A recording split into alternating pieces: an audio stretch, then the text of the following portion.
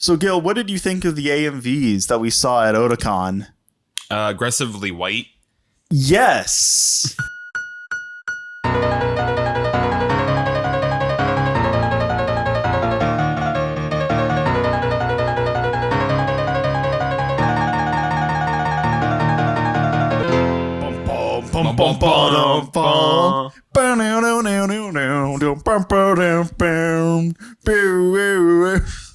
Do we want to stop talking about and talk about anime? Yeah. All right. Yeah, we've been talking. So before I do the intro, so I was tired as hell, and now we've talked. So I'm now in the podcasting mood. Okay. All right. So hello and welcome to the Weeb Crew. I don't know where I'm going to cut that to. Probably like the SVU open. I don't know. Hello and welcome to the Weeb Crew. I'm your host, Psiotic, and today I'm not, in fact, joined by Mumi, but rather Gil Lies Here is with me today. He broke into my apartment and demanded that we record an episode together. That's right. So he is now here with me. And we are going to talk in person instead of over a Discord call. Like I don't even know if most podcasts. I think most podcasts are probably done remotely. Probably nowadays, really since COVID and stuff. Yeah, but like most successful podcasts are probably. This is closer to the Joe Rogan experience. Yeah, you even have neither of us have the shitty. What is it like the 7B? Yeah, 7B that mic, which like I now see is just like. The podcast mic. Yeah, well, the streamer like, mic. YouTubers have gone through like phases with microphones. I remember like circa like the early 2010s was like blue microphones, like the Blue Yeti. Yeah, super common. And then it moved to like the AT 2020. Yes. Towards like the end of like the teens, and then now it is the SM7B that everyone wants, or just like a shotgun mic. Yeah. Or like a lav mic taped to a spoon. Oh yeah, that's a big common thing. Yeah, lav mic taped to a spoon. Or stick or something. Yeah. But yeah, I'm here locally. Yes, locally. This is entirely localized inside your apartment. It's local multiplayer now. Split screen. And do you want to explain why you're here? It's not to. You're not gonna start an SVU plotline with me, are you? Yeah, no, I'm not here to all you. Okay, you're not here to turn me into a special victim. A special victim? Do something especially heinous? I came to here to go to Otakon. What is Otakon, Gil? Otaku convention. That is what it stands for. Right, I think so. Yeah, well, it's like... Probably. What's the logo say? It's like the convention for Otaku Generation. Yeah, Convention of Otaku Generation. Yeah, which is slightly broken English, I think. Yeah, that's a little weird. Doesn't make full sense, but they didn't really have the whole like English thing figured out in the 90s when it started. That's true. Yeah. Yeah, it's a pretty like I don't know. English is a pretty new language. Yeah. I don't know. Leave like a comment or like a review or something if you speak English. I want to gauge like how common is English nowadays. Who here speaks English? Who's speaking English? It's like the hip new trend. All the kids are doing it. So yeah, we went to Otakon for 3 days. Yes, 3 days and nights. No, 2 nights really. Yeah, because Sunday night really there was no Sunday night. Yeah, not really. And we didn't really do much in the evening. Friday or Saturday either, for that matter. No, we didn't really go to any of the after dark stuff. Yeah, I don't really care that much anymore. No. Once you turn like 22, 23, I think you stop caring about 18 plus stuff at cons.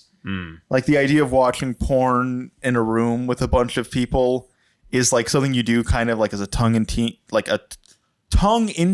joke. And then you're just like, nah, this isn't really funny anymore. Yeah, it wasn't really appealing.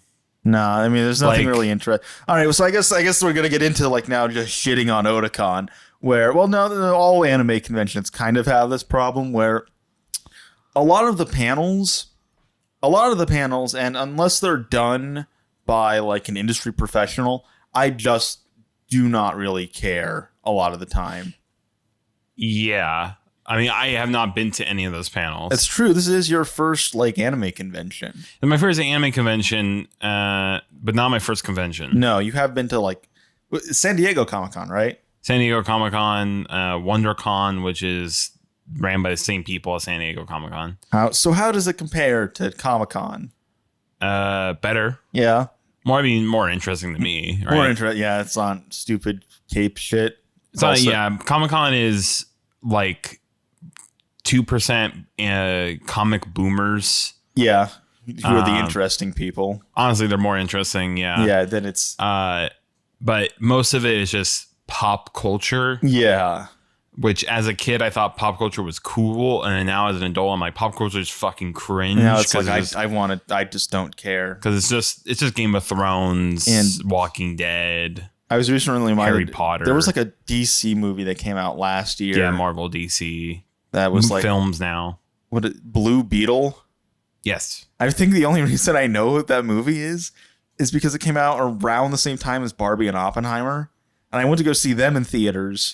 Yeah. And I think I saw like posters for Blue Beetle, and I was like, this is just like I only know Blue Beetle because of the trailers. So I was forced to see. And I looked at it and went, I've already seen one bug superhero movie this year, Shin Kamen Rider. I don't need to see any more. That's true. It's true. Shin Kamen Rider is also probably just a better movie. Oh yeah, absolutely. Yeah, more than likely. Far better. Was that this year? No, Shin Kamen Rider was last year. So so it's Oppenheimer and Barbie. Oh right, that was last July. Yeah, that's like a year ago. It's over a year ago now. Barbenheimer. Wow. Yeah, that's crazy. That's crazy. I don't think. Well, hold on. When did Oppenheimer come out? Hold on. Yeah, it was like July something. I guess I didn't see it for like a few weeks after it aired. Me neither. Premiered, I should say. Yeah. When the hell did it fucking start? Yeah, July 2023. Jesus Christ. So it's a year old. Yeah.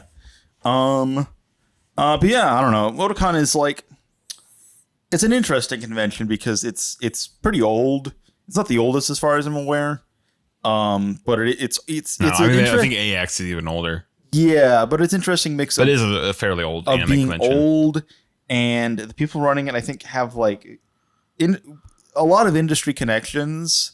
And there's a certain provenance to Otakon. It almost feels like prestige a little bit. Yeah, prestige. If you're into especially if you're into older stuff too. Yeah, because you go to AX is all this big modern stuff. It's got people studios announcing whatever the hell their next project is. Then the equivalent for that Otakon is smaller in scale, but it's discotek announcements, and it's what is discotek putting out? What is Anime Expo putting out? Those are usually older titles, more obscure titles. Usually, yeah, which interests me more. It's funny because we went to the discotek panel with our friends, Junie. Yeah, I'm used to just calling him Sonic, but Junie doesn't really go by Sonic. The anymore. the VTuber guy. And then our woman friend, cartoon duck lover. We went to the discotek panel. We went to the Anime Expo. That's her government name. Just saying the acronym. Yeah. And we went to the Anime Expo and discotek panels back to back, and they were so bored. Yeah, they dipped. Meanwhile, I was like, hell yes. Yeah, I was excited. Yeah. Yeah. I mean, it's one of those things where it's something pops up and you're like, we're releasing this, and you've never seen it, and you're like, oh, whatever. And then something you have seen comes on, or excited to watch or whatever, and you're like, oh shit. All right. Shit.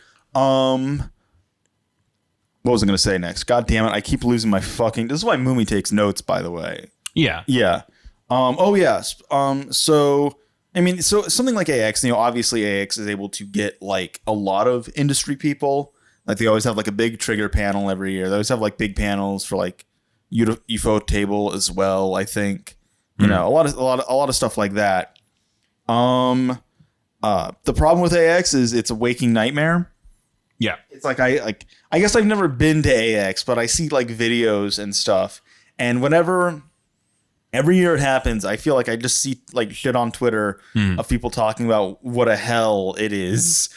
Yeah. Yeah. Because it's absolutely massive. It's got attendance like 200,000 plus now, I think, for AX. Probably. Yeah, probably. Whereas comparatively, Otakon set a new record this year at 46,000. Yeah. Which is a lot. That's a lot of people. But it's a humble amount. There is space at the convention center. There's still what space, is it? Walter E. Washington Convention Center, which by the way, that convention center like a month ago had like the NATO summit. So you go from, I'm just imagining like working there, like the security staff, like going from NATO summit to Otakon. Yeah. Here's Joe Biden. Yeah. Here's Joe Biden mixing up people's names to here's a bunch of degenerates walking around in cosplay. Interesting to bring up like AX, because AX is like so AX is effectively nowadays is either the cool stuff is going to be the studios. Right. And then everything else is going to be your for lack of a better term, like normie anime fan. Right. Like anime tourist. Yeah. Well, no, most of it's going to be standing in line. Well, that's also true. Yeah. But like everyone else is just going to be the, like, I've seen Kimetsu no Yaiba, fucking Jujutsu Kaisen, maybe Hunter x Hunter. Spy Family. What were the anime that we saw at the AMV contest? It was Spy Family, Jujutsu Kaisen. Basically, yeah. Stuff like that. So those are going to be your normal anime fans. For people who like Funko Pops. Yeah. Yeah. And I think probably most anime conventions are honestly going to appeal to mostly to those people. Yeah. Nowadays.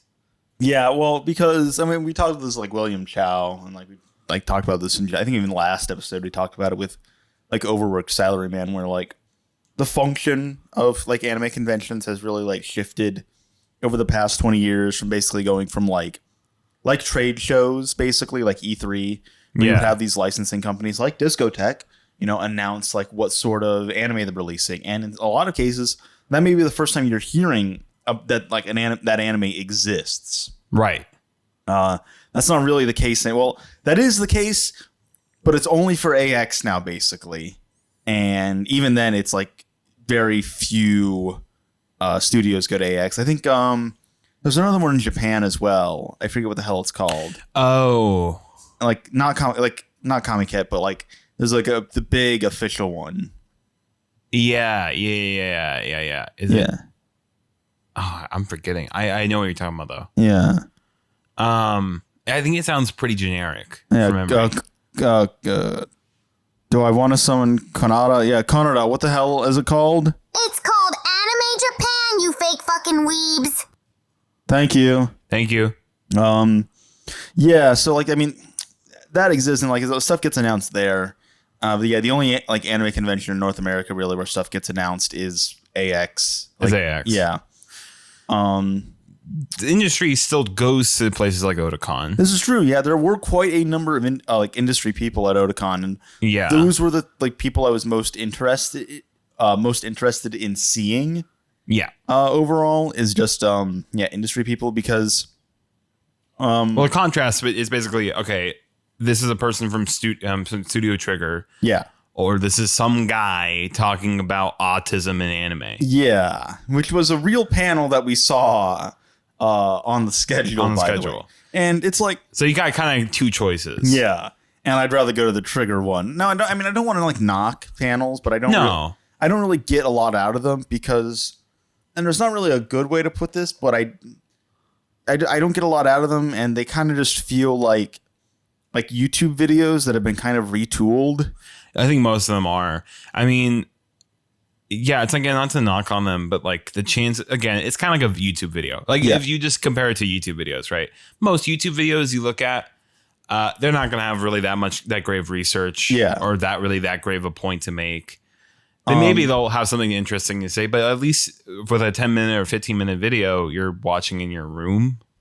Yeah. You're not really like, there's not really an opportunity cost thing there. Well, that's kind of the thing is like, obviously people can do good panels. Richard, our good friend Richard, does a good panel, I think, on hentai every year at Study of Swords. Yeah, Study of Swords. Joe has done panels. Yeah, Joe did. Drunkenly. Just Drunkenly. yelled at a bunch of people, seemingly. Just babbled on about shit. Yeah, just yelling. Yeah. Or like, I don't know. Their mortal enemy. Do you know Lex Winters? Oh, yeah. Yeah. They do really. I guess, like,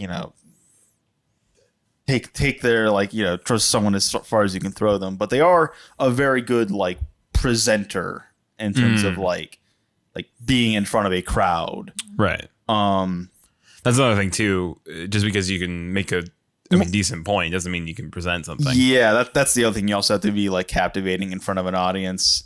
Kai. I actually went to Kai's panel last year talking about magical girl stuff, and no, it wasn't magical girl stuff. Sorry, it was just a basic introduction to, like, anime analysis. Oh yeah, which it's a basic introduction to anime analysis. Mm-hmm. I'm not someone who's going to, like, get a lot out of that. I'm already familiar with a lot of what he's talking about, but for, like, again, your more normie fans who that's going to be the majority of people attending the con. Yes. That might be, like, something more insightful for them as a result. But as for me, it doesn't really do a whole lot. A lot of the information, a lot of the stuff that I thought was most interesting was the stuff that we heard from the industry people. So, like, there was one mangaka that we saw, like, Friday morning. Yes. Kyoko Aiba, I believe is her name. Yeah, I think so. A lot of stuff she talked about was really interesting. We also saw the director of Mushishi and Hiroshi Nagahama. Yeah, Hiroshi Nagahama and Uki Satake, I think is her name. Yes, Uki Satake. Yeah. Yeah, say so that was interesting as well. Did we catch any other industry panels? Well, I think we both meant to, but I meant to go to the mukbang trigger one. Yeah, there was some weird panel for like delicious in dungeon. Yeah. Like Benjameshi. Otsuka and, like, two animators who worked on the show were going to be eating, like, meals from it or stuff that looked like meals from it. Yeah. Meal, and like, it's like, recreation. this is just trigger mukbang panel, which I wish I would have gotten to see it. Yeah, sure. I think at that time, if I'm not mistaken, I went to actually go line up for a autograph signing from Nagahama himself, the director of Mushishi. Yeah. Which waste of time. Yeah, unfortunately. For context, it was not like a regular autograph signing. He was doing, like, a sketch for every person in line. Yeah. He was only supposed to go from 1 to 3 p.m., but then that got extended to, like, 7. It got extended to 7. You were in line for 6. quite a while. I was in line for hours. Yeah. And by the time I left, the guy in front of me, I actually linked up with him coincidentally in the gaming hall. Oh, yeah. Just ran by him, and he was like, "Oh yeah, I went until like 6:30." Yeah, and which was like an hour and a half after I left. Yeah, and I think he got an autograph, but not like a personal sketch. I think so, or he only got like a very limited thing. Or, yeah. But Nagahama was just basically doing sketches for like 6 hours. Man is a goddamn trooper. What the? Yeah. Especially because he was, like, talking about, like, the nightmare of having to, like, work on Uzumaki and replicate, like, Junji Ito's art style in animation. Yeah. Like, and he's very, like, meticulous. Like, he was even talking about, like, what's the comic book one? Oh God, yeah. It's like it was done by, like, Stan Lee or something. Yeah, the Stan Lee collaboration. God damn it. The reflection. It's the reflection. Holy shit! You're such a poser. The reflection. Yeah. The reflection. Yeah. He was even talking about in the panel that we saw.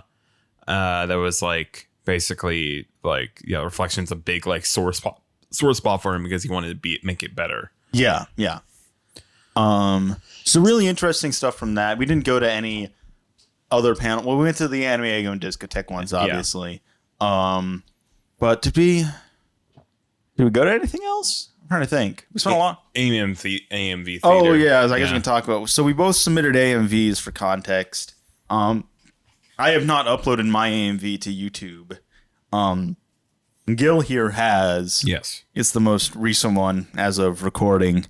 Yes. And so for the way it works, for anyone who's unfamiliar with like how the AMV contest at Otakon works, is a bunch of people submit AMVs, and then you have the finalists, and those are played at like the main event, which is effectively AMV theater, like AMV finalist contest finalist or something like that. Yeah.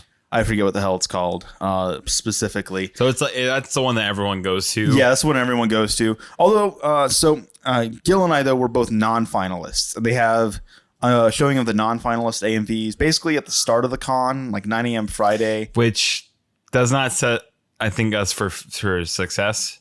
Yeah.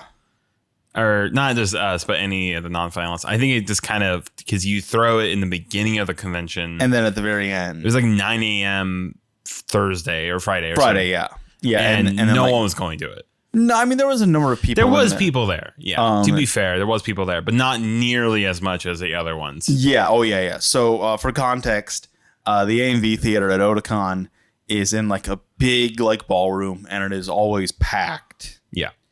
With people in it. And, we wanted to get our AMVs to be, finally, like, getting it played in front of anyone is cool. Yeah. Obviously, being a finalist itself would be interesting just because if anyone who's seen Gil's AMVs knows they're weird.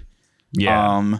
They scare the hose. So putting that in front of a crowd of like several hundred people would be very fun. Yeah.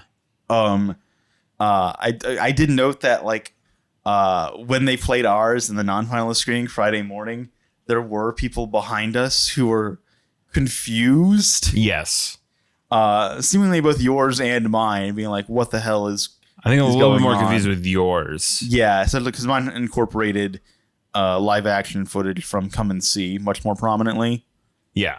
And they were like, what? Why is this anime? Is this an AMV? What's going on? And it's like, it's using the blend feature in Premiere. Yeah. It's quite easy. There's obviously anime footage still here. Yeah, there's like Angel's Egg is in the background.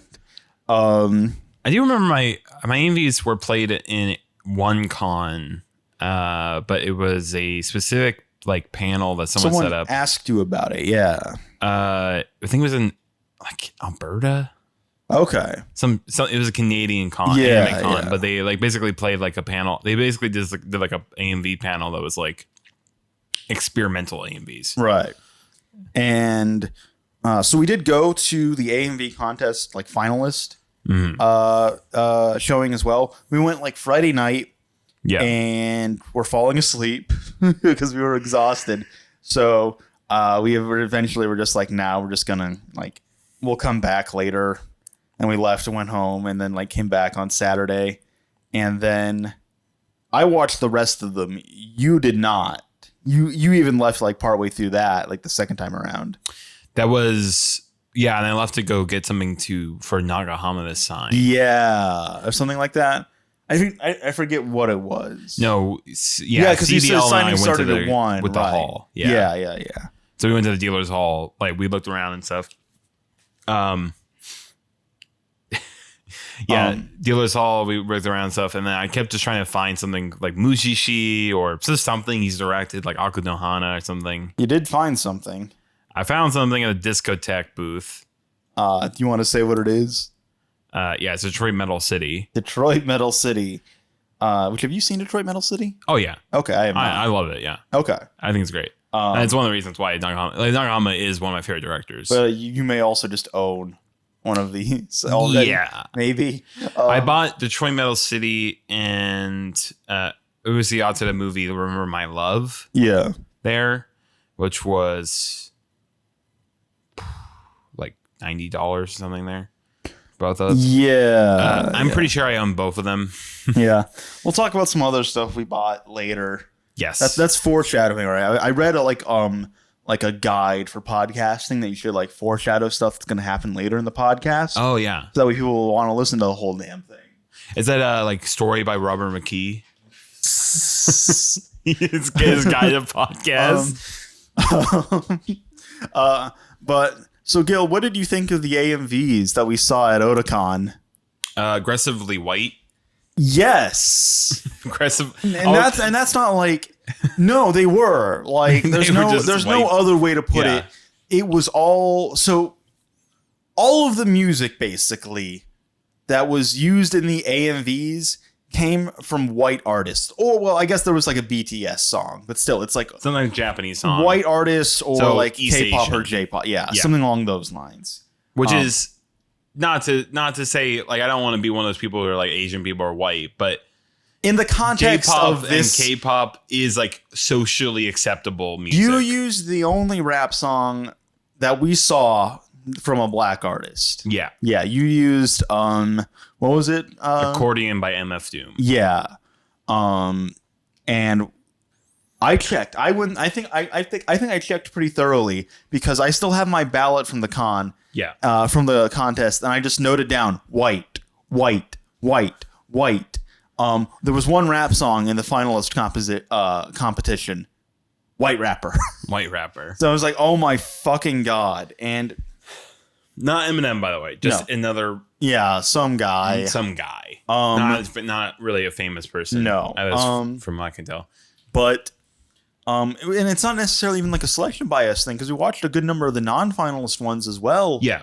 And again. Which some were really rough. Oh, God. So before mine and Gil's played, ours played back to back because we went up and just requested it. But there was a 10-minute Spy Family Taylor Swift AMV that played, and we were just fucking like losing our minds by the end of it. That was like torture. Like I think the Geneva Convention banned. Right. Like I was enjoying it there around, for the first like 3 minutes or so. I'm like, oh, this is like it was quaint. And then it just kept going. Yeah. And by the time we got to like the sixth verse, I'm like, what the fuck is this? I first of all, regardless of that being in AMV form, which is terrible for AMV. Yes. How the fuck is that song even listenable? It's like the same chorus, just like repeated for like 10 minutes. Yeah, I don't know. Like nothing's changing in it. It sounds like does she change the lyrics? It sounds like I guess I wasn't paying attention to that as much as I was just like. It sounds like the same shit. Disassociating around the 5-minute mark. Oh, it's so droning. Yeah. So those were also like there was an AMV made of like entirely of GIFs. Seemingly, yeah. With a watermark. Okay, these are the non-finalist ones, by the way. The finalist ones were. Technically better overall. Still, not great though. Aggressively white and extremely lame. Yeah, it was kind of wild very because boring. They feel so antiquated in terms of like their aesthetic, where it feels like AMVs that would be coming out around like 2010. Like you don't see a lot of like what you see in like a lot like really popular modern day AMVs. There's things like. They're basically like fan cams, like on like TikTok and stuff, where you see like a lot of motion interpolation, or the colors are super saturated. They're running like these weird like filters over everything. We saw none of that really. No, not really. There was a few like the thing with motion interpolation I thought was really weird is that it seemingly like most of them would just throw it on for one clip. Yeah. Like they just needed to extend it for a moment for some reason. Something like that. Or like it was really weird. Yeah. And I just kept noticing pop up. I was like, I don't know why this is motion interpolated. Yeah. Yeah. So not even like a fight scene or anything. I don't remember where I actually put my ballot. I'm like, oh wait, is this it? No. Where the hell did there are like 3 ballots here and none of them are mine. One of them is yours. I had like 2 in my bag. Okay. This is one I actually wrote on. Yeah, let me see if I can like find where like I put my ballot at. The one that actually won fucking the mic right now. The one that I actually wrote for the one that actually won the drama and serious category. All I wrote for it was sucks. Oh God, yeah. It's to be clear, I think it's gonna be like I don't know, maybe in poor taste if like. Someone who made like an AMV that got into the contest is listening to this, but listen, I think the finalists can video edit.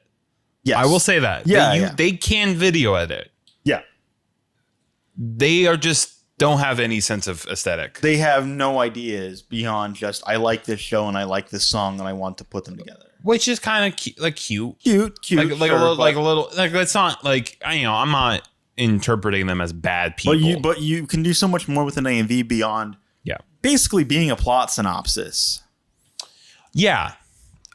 Really, really boring plot synopsis. And again, I don't know if it's like selection bias on the part of the judges determining what gets into the finalists versus the non-finalists, but there needs to be more variety. More variety in terms of music, more variety in terms of like shows. We saw like so many for like Jujutsu Kaisen season 2. It's by family. Is it like a council? I have no idea. Who is voting on this? Because honestly, I don't understand why it isn't like a public vote. I can only imagine that they you have 46,000 people there. I can only imagine they're doing what they think will play well to a crowd, which obviously ours wouldn't. Again, ours that's fair. Scare the host, sure, but again, like, so when it comes to like featuring more non-white like musical artists, to a certain extent, you can only do so much. If no one is submitting AMVs or like white versus not white, but honestly, it's just in general like. Have a more interesting art, like sure. Usage so music. here's the thing: there is nothing wrong with the AMVs that we saw being in the finalist category. The problem is those are the only kinds of AMVs. Yeah. There is very little variety. No variety in terms of like the choices being made, editing wise, show wise, music wise, at all. Everything is exactly they all like carbon copy. Yeah, they all just blend together. Every Jujutsu Kaisen AMV we saw use the same cuts. You literally using the same clips from season 2. Like same clips. Yeah, I feel like I just know. I haven't seen Jujutsu I haven't seen Kaisen. it, and I feel like I know what happens in it now. I know everything that happens in that season. Some girl gets shot in the head. I don't know. Some shit. Guy gets stabbed. Yeah. Because let's see here. There was 1, 2. There's a third one in here as well that used Jujutsu Kaisen. Trying to see if maybe it was the various one, but like I remember we were watching one. It was in the action category. It was the Freeman one where it was like dubstep, and we were like, "This is lame," but at least it's different. At least it's different. No, I can tell you exactly what it used. It used like a Hans Zimmer like arrangement of Crazy Train by Ozzy Osbourne. Oh yeah. And I was like, it's different. Not good. I still want to put a gun in my mouth. Yeah, I don't like this, but at least it's different. Yeah. We were just like begging for there to be anything different. Anything different. Oh, at some point it's just competent. There are some of these like in like the upbeat and dance category where the clips like just felt random. Like there was no like through line for anything. Some of them, that's not the case for all of them. Some had a clear through line. Like there was some basically, I guess a way to put it is that some met the assignment. Yes, there was like one that used a Dungeon Meshi. That one clearly had an idea. Wasn't still just kind of made my eyes roll, but made my eyes roll. I really fucking hated the song. Yeah, but it was an idea. What, do you not want to taste it? Do you want to taste it? Do you want to taste it? Yeah. But at least it passed the assignment. It passed the assignment of having several an idea. of them just didn't. Several of them the just had Genshin Impact, the Genshin Impact one, which was Honkai Star Rail. Yeah, it's Honkai Star Rail. Come on, all right, differentiate them. Come on. They don't deserve differentiation. That just was not cutting on any beat. There was no connection between any clip selected. Yeah. Most of the action upbeat or the upbeat ones just didn't have any connection. Yeah. I think the one that won in the drama serious category, the Hearts Made Full Metal. Which was basically just a synopsis of Full Metal Alchemist Brotherhood set to Matchbox 20. I would describe it, and this is someone who's seen Full Metal Alchemist Brotherhood 4 times. Yeah. a bad summarization of Fullmetal Alchemist. It's not even a good one. It has no character. It doesn't even like try to like earnestly represent the like inner motivations of the characters in the ensemble. I have no idea what I was meant to get out of it. I have no idea. It is like a recap episode, a bad one. I don't know what sort of idea any of these was really meant to communicate. I don't know. Yeah, that's the thing. They have ideas. I don't know. I don't know if they do. I don't know their ideas because it's not conveyed. No, yeah, I don't understand. Like I don't know what they're cooking. No, I don't. Apart from they like the show. They like Penguin Drum. They like Edge Runners. They like Princess Tutu. And if they don't like the show, then it's aggressively clear they don't like the show. Yeah. But that's like only in the comedy. Oh God, yeah. Fucking comedy category. The comedy and trailers like categories are always the worst. Because yeah, there was also the trailers. That was really, really bad. I mean, like we just have to say it. It's like theater kid, band kid humor. Yeah, it's cringe. Yeah, it's really bad. I gotta say, like, I was like, I'm gonna be real with you. I mean, this is like throwing stones from a glass house because we're on an anime podcast. Sure. But maybe nerds shouldn't do a comedy thing. Yeah, they're not funny. No. Like mentioning Human Centipede is not funny. No, in year of our Lord 2024, year of our Lord 2024, that's not funny. Axis of Awesome. Hold on, I think I know that fucking name. Is that related to like Game Grumps? The Skeleton Man one? Yeah, which that one again at least had an idea. Somewhat of an idea. It had an idea. It's just held down by the song being. I want to vomit. I hate the fucing like humor. The humor is really bad. Also, this is a thing with every AMV we saw. They go on too long. They don't pick songs that are short to begin with. Short, and they're very unwilling to edit the song. They're very unwilling. Just cut out that second verse. You don't need it. There's some of this thing I've noticed with these AMVs where like they think it's almost sin to edit the song in any way. Yeah, when it's like when I don't get it because it's like you're editing the footage. Yeah, there are no like rules. You have absolute control. You are in the edit. You are literally in the edit. Yeah, you are the editor. You are in fact the editor. You are definitionally in the edit. Trim the fucking song. Do something with it. Song. Do something. Yes, do something with it. Something interesting. Good God. Another one. I mean, so the fucking Anya Matilda one that had an idea. That did have an idea.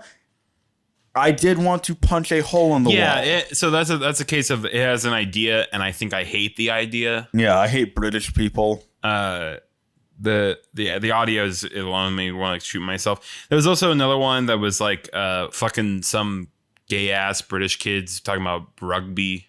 Oh yeah, and it's fine that they're gay. It's just not fine they're British. Right? Yeah. Exactly. That's the issue. Yeah, that's the main problem here is that. There was another one like, the Rush Hour one felt weirdly racial. Rush Hour. Oh yeah, well, Curse Hour, Rush Hour theatrical trailer, Jujutsu Kaisen. Yeah, well, there's something about like using a black man's voice to like dub like light skinned anime characters is kind of weird. Yeah. Also, again, not funny. Not funny. I mean, I guess the crowd liked it. I wanted to shoot myself again. There is an issue here with our criticisms of AMV theater. In that we're assholes. We're kind of assholes. We're also kind of in the minority, apparently. Yeah, again. Although, I will say, I think regardless of your position on these AMVs themselves, there should be more variance. Yes, there should be more variety. Please, there should be different voices in this AMV theater. Regardless of it being Ghost and I fucking scaring the hose. Yeah, literally the best AMV that we saw was at the award ceremony. It was an award for best non-finalist. That had better editing than any of the other AMVs in the finalist category. And the only reason that I can think of that AMV did not make it into the finalist category is because it won an award at another convention. I looked it up. I couldn't find anything about that. I feel like it would be posted if it did, but I didn't see anything like that. But that's the only rational explanation I could think of for why it did not make it into the finalist category. It is way better. It is exponentially better than whatever they chose. Yeah. Also, like, I'm going to say just fuck them for picking the Anya Needs a Hero AMV for Best Action. Oh my fucking God. There's so many Spy Family AMVs, first of all. It was... I like Spy Family. I hate Spy Family now. Yeah, that's the thing. They should be banned from using Spy Family to begin with. Yeah, again, cap that. Clearly, none of these fucking editors can do anything creative with this fucking piece of work. No, it's again the idea is so basic where it's like, oh, I need a hero, and it's just like Twilight and like Lloyd and you're doing stuff. This is fucking cringe. Yeah, and it's like I don't. But then there was main character energy, which is a Dragon Ball Z AMV, and it's actually good. It's pretty good. Yeah, I really like that one. It has good editing, good timing. It has good understanding of Dragon Ball's characters. Yes. I haven't seen Dragon Ball, and I felt like I was moved by it. Yeah. Yeah. Which is like, that's a good sign of an AMV to begin with. Yeah. But I have seen all of Dragon Ball, and I think it's like pretty accurate to the characters. Yeah. It understands like Vegeta as a character. It uses good clip selection. There's nothing wrong about it. No, yeah. The song wasn't even that grating. That was fine. Oh, for the song context, was fine. And this is a general thing, right? Where they always have to like make a thematic point between the song and the visuals, but in a very, very, very like literal way. Very literal, very on the surface, very superficial way. Yeah. Where for context, the AMV is writer 4Z, main character energy, and it uses "Could Have Been Me" by the Struts, which has like, you know, lyrics about like pride and shame and stuff like that, which is central to Vegeta's character. It's on the nose. It doesn't escape that, but like it's fine. That should be the bar. That should be the bare minimum. That should be and it's a good AMV. That should have been the worst AV we've seen. It should have been. Yeah, it really should have been. Yeah, that should be like at the very least that should be mid, not the top. Yeah. Because it doesn't really do anything that exciting or that interesting or that original. I mean, it is just a basic AMV. What did we watch? We watched the one AMV that won Best in Show at AX, which was like that Run Makoto Run AMV. Oh, that was insane. That one is fucking killer. Now, I'm not saying that every AMV needs to do that. No, that's like a 7-year project. Yeah. But again, it just goes to show you can do so much more, and yet we're not. I don't know why. It boggles the mind, honestly. Yeah. I think what do we say if we're gonna do it next year? We should just like try and make normie crowd pleasing AMVs. Yeah, we were running a few ideas by like we were thinking about maybe both of us submitting normie ones. We were thinking about making normie ones that corrode, and shift into something fucked. Right. I did think it was interesting to maybe make one that's fucked and then it corrodes into normie, but that would and also the reverse. Yeah, but that would just turn like the fucked and then turning into normie would just turn people off immediately. It would. Yeah, but there would be people who would stick around. But it would be interesting to gauge your reaction to both of those. Like I think that interesting idea of like a normie AMV corroding and becoming sort of like ill is kind of interesting. Yeah. But then one that where it starts becoming a normie, it's really if they were played back to back. Yeah. Definitely want to do something. Although I will say, as a Full Metal Alchemist Brotherhood fan, the Hearts Made Full Metal AMV made me personally angry by how fucking aggressively lame it is. Yeah, and it makes me want to make a summary of the entire show AMV that's just better. Yeah.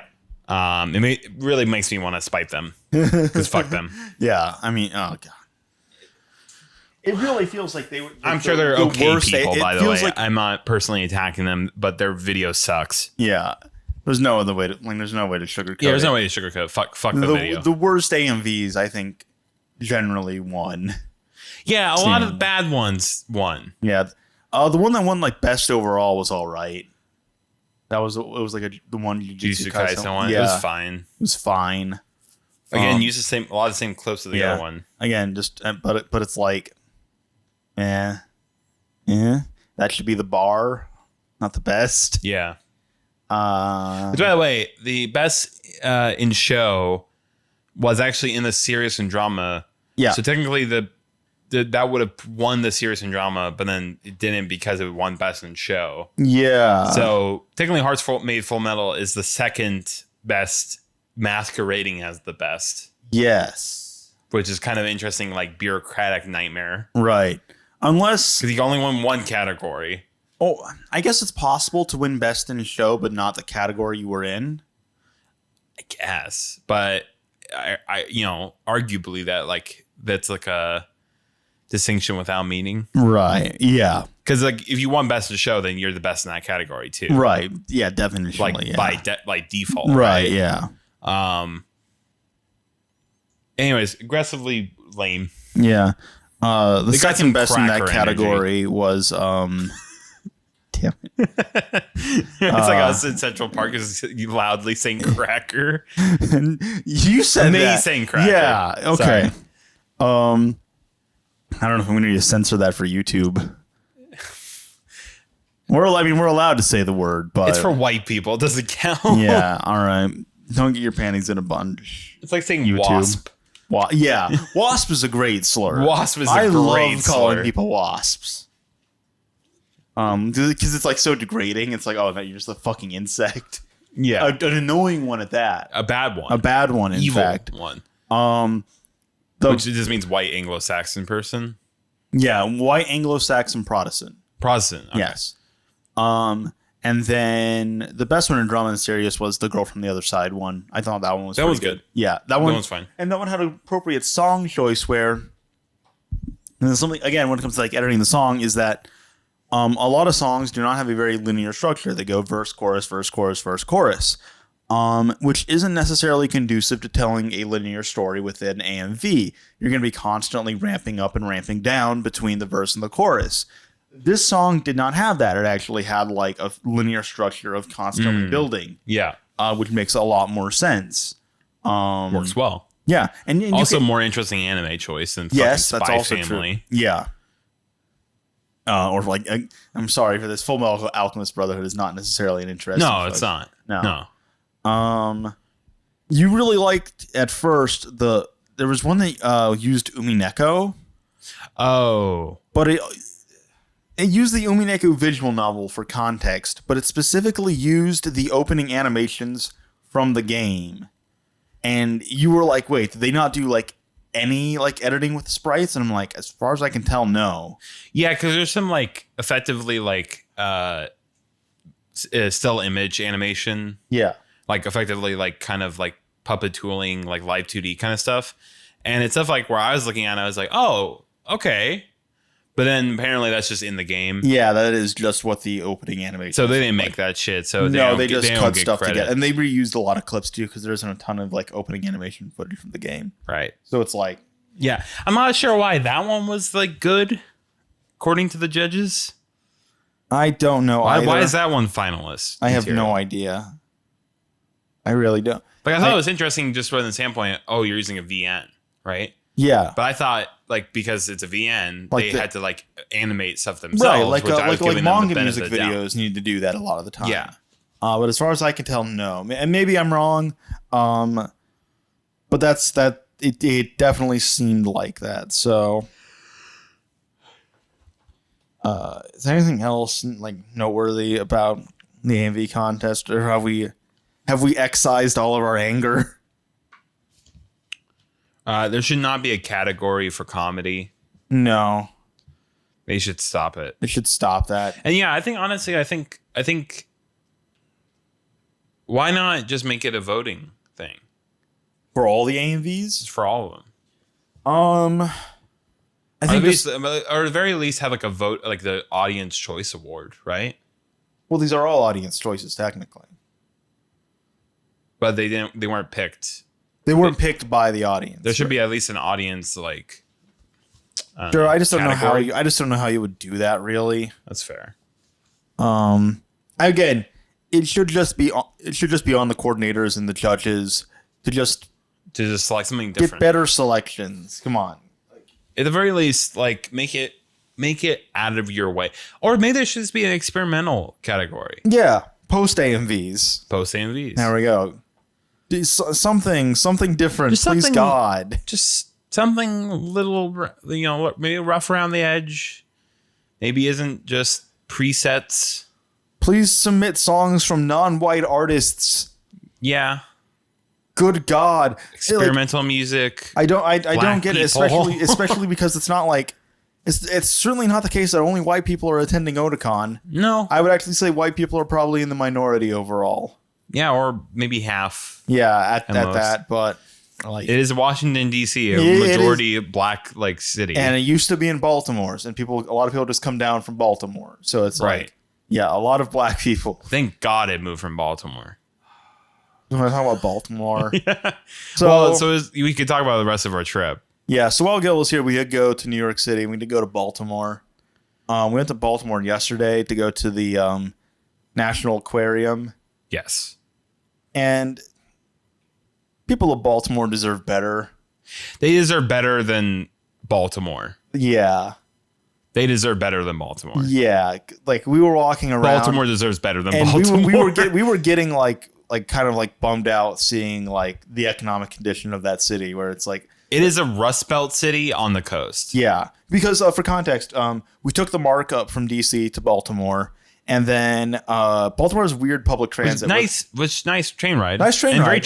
very cheap, very Very affordable. cheap, It's yeah, like $9. $9, perfectly Like, fine. Took like each maybe way. an hour and a half Yeah. at that.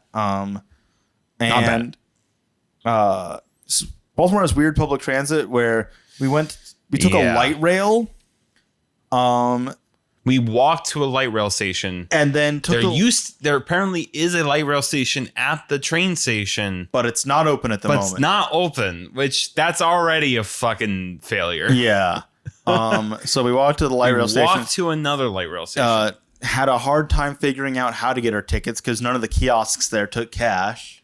No, the kiosk only They only took cash. They only took cash. They would not take card. They have decided to do the reverse of the entire world, yeah. and instead of eliminating Go cash, cashless, they went eliminated cardless. credit. Yeah. They told us to use an app on our Use the phones. Charm City app. So we downloaded the app and like got our passes, and we didn't need to use them. We got a day pass. Yeah, got a day pass. Didn't need to use them at all. One, you can just, like light rail is basically just like a bus. No one gives a fuck. You can just The light rail, yeah. sure. But getting into the metro station, they have like the little thing where if you ever been to like New York City or DC, you put like, I guess New York City is more recent where like, you hold your card or your phone there, it scans it, and you can go in. They have that in Baltimore. Did not work. The metro fare gates just don't have anything like for that. Nope. They, because the Charm City app opens up for a QR code. Yeah. And the fare gates use like RFID. Yeah. I have no idea. I have literally no idea. So I don't. What am I supposed to do? Yeah. So what was like between? It was like Lexington Market, right? Is where we got off the light rail and got on. Yeah. We went from like. And like Lexington Market, University or like something. that area. Oh, Lexington Market area was so bad. Yeah, it like a lot of places just like out of business and stuff. It is like, oh, this is a Payless shoes from 2009 type energy. Yeah, it's just businesses that are just closed and never been replaced. Yeah, and I wanted to go. I wanted to go to Baltimore and enjoy it. Just thought it'd be cool to go to another city. Yeah. for like a couple hours. But yeah, just that stuff just kind of like bummed me out. People were fine. People were chill. great. Yeah, by all means. We were, first of all, in New York City as well, and we went into very touristy areas and stuff like that. Yeah. With a bunch of people. We were never accosted. Never accosted once by anyone. We saw no rats. We saw no rats in DC. New York. We were at a subway station. We had to go under the track into like this little tunnel. And as we were walking, we saw two people just sitting on the stairs, seemingly just smoking crack or like like a crack pipe. Yeah. They were singing shirtless. Yeah. Perfectly friendly. But they did not accost us. Completely at all. harmless. Yeah. Totally. They did not care. They could have killed us in that tunnel. And no one would know. No one would know. For like hours. For hours, most likely. But no, yeah, perfectly fine. Perfectly chill. Perfectly chill. You know, no rats. Ordinary people. No rats. There was like water and clothes in the train tracks, which probably why it's so fucking bumpy. But yeah. But again, people perfectly fine. People are perfectly fine. Yeah. The Republican nightmare of you go down to a city and get accosted is just like not real. No, like we did get accosted in Baltimore because we were in like the touristy Inner Harbor area. Well, yeah, by accosted we mean someone asked us for money. Yeah, that's it. Yeah, no one. We were not trying to be scammed. Yeah, they were not screaming at us. You did have a weird experience in New York City at that one like Gun Plus store where someone like came in and started yelling. Oh yeah. Yeah, we went to Flushing. We went to like a Chinese area of Flushing. Yeah. Well, let's talk about. We went to Baltimore second. Let's just finish talking about Baltimore. Yeah, let's just finish. We're just two things. One, so we got to the National Aquarium at like 4:45, and it closes at 6. So we were only in there for about an hour, which sucked because we ended up rushing through a lot of stuff. We didn't really get to look at the sharks at all. Yeah, the sharks are the very end of the exhibit, and by like 5:55. The security guards were basically kicking us out. Yeah.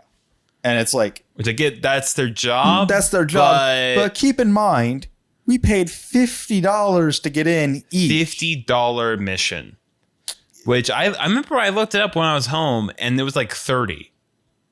Yeah. So I think they've just fucking increased that price with no meaning. And for comparison... We went to the zoo today. Went to the Smithsonian Zoo here in D.C. The National Zoo. It was free. It was free. Government subsidized. And I do wonder if the reason that the National Aquarium costs $50 per person is because they don't have enough money to subsidize it. Which aquariums are expensive to run and operate. That's fair. Sure.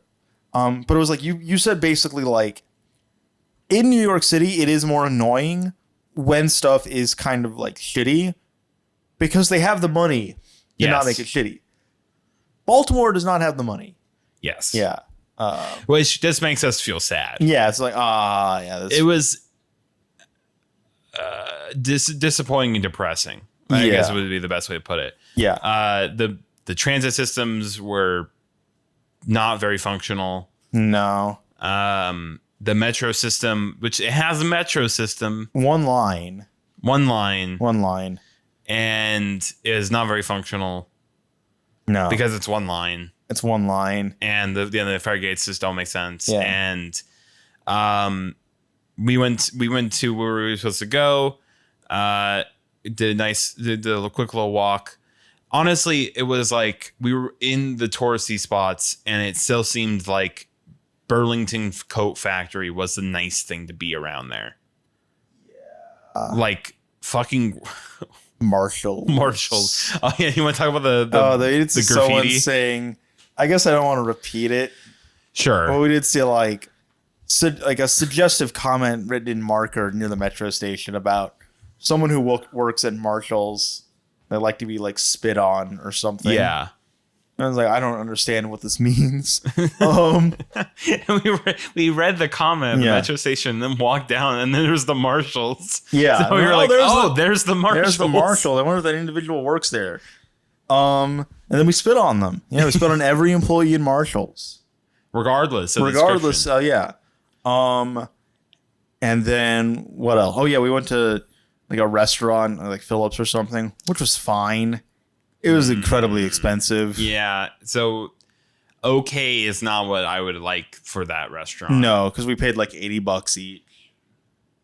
And it's like, Jesus Christ. Meanwhile, we went to a nice barbecue place. It's also a seafood place. And we were like, you go to Baltimore for the crab. Yeah. Went to a nice barbecue place here in D.C., though, the Federalist Pig. Paid the same amount for both of us. I think I paid like $80 for both of us. Yeah. And we got a lot more food, and it was a lot better. Yeah. So, yeah, Baltimore was a bummer. New York City was fun. New York City was fun. Yeah. I think that's kind of the thing is like, I would not want to live in New York City, but it is like a fun place to visit. Like it's fun place to fuck around. Yeah. Because there's always things going on. Yeah. Like we got a pretty good priced hotel for like $210 right near Times Square. We walked there. Times Square. Yeah, we walked there from Penn Station. Yeah. It was super quick walk. Yeah, easy. And we were walking around Penn Station like Monday night, and we just see like a bunch of people with like the Bangladeshi flag. Like Times Square. Times Square. Yeah. Yeah. We saw a bunch of people at Times Square with the Bangladeshi flag, having a good time because I guess they like ran their shitty prime minister out of the country. Yeah. We thought it was like a sports thing at first. Like, right. I thought it was like a sports they won thing. big at the Olympics or something. Yeah, but then it's just they got their shitty prime minister out of the country. After like a lot of like violent protests like, and hell stuff. yeah. So it's like, hell yeah, let's go. So yeah, stuff always going on in New York City at least makes it fun, but I don't know, I wouldn't want to live there. No, it seems like, just like a hassle. Yeah, the big thing that stuck out about New York City is that the metro system works fairly well. Yeah. But the metro system's platforms, the stations themselves are incredibly hot. Yeah. For no reason. No reason at all. And it's apparently some engineer for the MTA said that they just aren't designed for AC, which is bullshit. Yeah, stop spending the money on the shitty fake non-benches to lean on. Yeah, the lean bar benches. The fucking bullshit because you don't want homeless people sleeping down there, and spend money on AC. Spend money on AC. Yeah. Or fucking holy anything, fuck, dude. Like it's in the train. It's in the trains are AC'd. Yeah. And we actually did not have a bad time on the trains at all. No, yeah, we always found seating. It was clean. No one accosted us. Yeah, no one accosted us. Well, no, I guess there was that little girl who wanted us to buy candy. Yeah, I guess. That little girl, that 6-7-year-old girl accosted us. Yeah, to buy M&Ms. Yeah, to buy M&Ms. It's fine. That's not the same. And then so do we want to talk about the thing that we found in New York City? Oh yeah, well, we could just start with that and then go over. So we had a very interesting tourist. Yeah, so we went to New York City for no real purpose other than you had never been to New York City before, right? Never been to New York City. Yeah.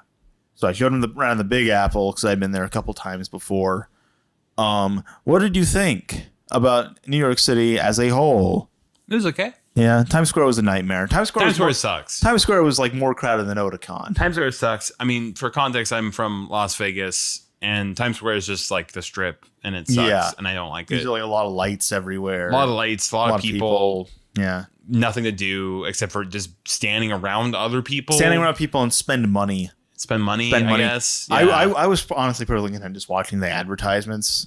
Like a drone. A drone. Bad Blade Runner. We did have a couple things that we wanted to see. We wanted to see a place out in Flushing called Anime Castle. Which is this pretty like nice manga store. Not really.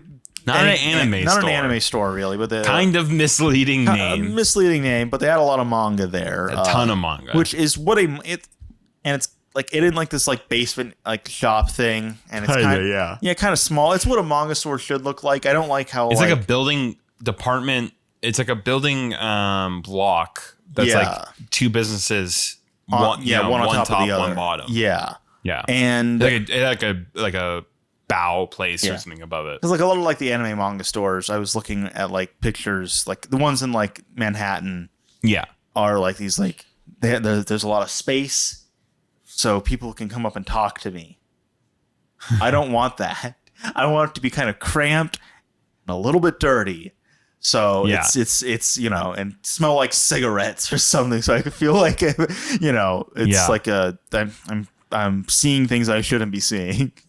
Yeah, I like. We did find that store. We'll get to that. But that was not Anime Castle. No, that was not Anime Castle. Was a pretty it wasn't dirty place. Yeah, it didn't smell like cigarettes, but it was what I would want a manga store to be like, which is manga stacked to the ceiling, basically.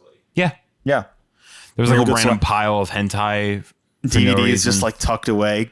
Decent number of figures. I did buy a figure from that place. You did.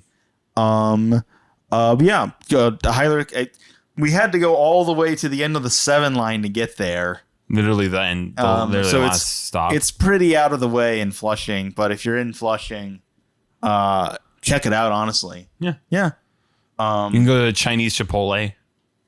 Yeah, yeah. Then I also went to a nice restaurant where the lady was surprised that we could use chopsticks. Yeah, we went to a local place with a nonsensical Google Translate English name. Yeah, it was like Chinese ma noodle, rice noodle, pork soup. noodle thing. The food was okay. Food was okay. Fried durian rolls were really good. Fried durian is pretty good, honestly. I'd never really had durian. Breaded before. Fried durian was banger. Yeah. The noodles themselves were fine. Yeah. The food itself was fine. Service was nice. Service was very nice. I did keep my cup from there. That they gave us. We got milk tea, which was nice as well. Yeah. So that was fun, but they were very impressed that the crackers could use chopsticks. Stop saying that word, please. They were very impressed that the white people could use chopsticks. But we got like chopstick Jozude. Yeah. But before we went there, we were just we checked into our hotel, which I guess I don't know. I just won't say the name of the hotel. You could probably deduce it based on what I'm about to say, though, which was like 40 stories and it had 3 elevators. 41 stories. 41 stories, 3 elevators. Massive bottleneck. Horrible. They were like it. Every time we went there, I had to like weigh the cost and benefits of going up to our room because I knew it would take like 5 minutes to get back down. Yeah, not convenient to go up to your room. No, but it was cheap. It was $210. It was a nice hotel, though. It was nice. The room was nice. We had a gorgeous view. A very nice view. Yeah. We were on the 37th floor. Yeah. So we got got a 41-story building. So we're been near the top. Great view of like, I guess landmark near is New York Times building. Yeah. You could see the New York Times building. You could see the New York Times building from there. Half empty. Yeah, seemingly. A lot of people half empty. Working remote nowadays in the journalism business. But not a bad hotel, terrible elevators. That is the main ding against the hotel. Yeah. Other than that, it was perfectly fine. Yeah. But we were walking to go get food. We were hungry from our Amtrak ride. Wanting to go get food. And Gil sees like a sign on the street. Yeah. That just says like DVD sale. Just says DVD sale. DVD and sale. And an arrow. Yeah, and an arrow. And we're like, all right, let's go see what the I don't know, maybe there's a video store. Those aren't really around too much nowadays. We're just like, okay, what do they mean by that? Yeah. What do they mean DVD sale? And we quickly learned that there are a number of adult video stores in like the Times Square, maybe just around Manhattan in general. I don't know. Yeah, seemingly a ton. We walked by 3. Yeah.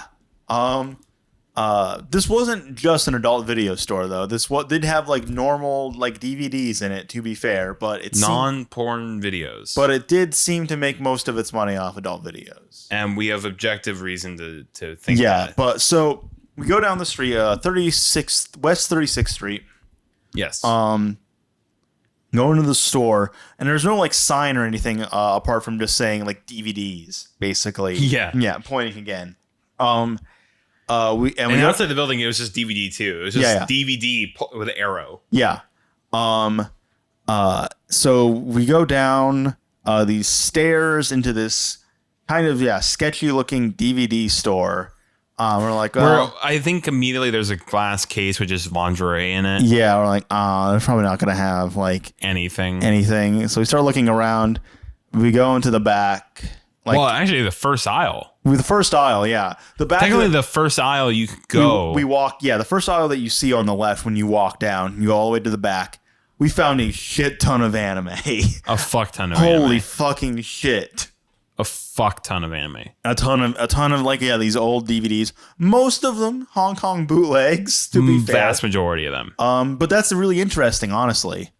And no one had been back there in quite some time. Probably years. Yeah, because I would assume years. They were caked in dust. They were caked in bad dust. Yeah, really rough dust. Thankfully, all of them were plastic wrapped. They were all wrapped in plastic.